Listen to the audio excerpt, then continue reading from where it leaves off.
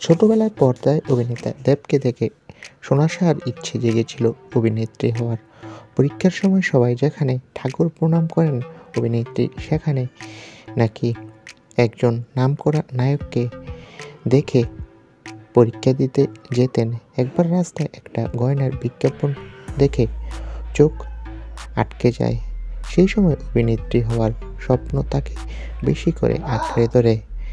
সেই স্বপ্নের দৌড়ে এক মেকআপ শিল্পীর হাতে সেজে মডেলিং জগতে আসে, আর সেই মডেল ছবি থেকেই প্রথম ধারাবাহিকে কাজের অফার পান অভিনেত্রী সোনাশা।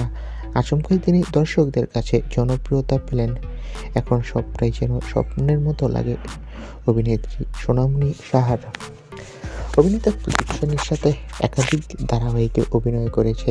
দর্শকরা চায় যাতে সোনা ও প্রতীক বাস্তবে বিয়ে করে। আর সূত্রের খবর বলছে তারা নাকি চুটিয়ে প্রেম করছে। একসময় বিজ্ঞাপন দেখে যে নায়িকা হওয়ার স্বপ্ন দেখত, এখন সে বাংলা সিরিয়ালের টপ ক্লাস নায়িকা।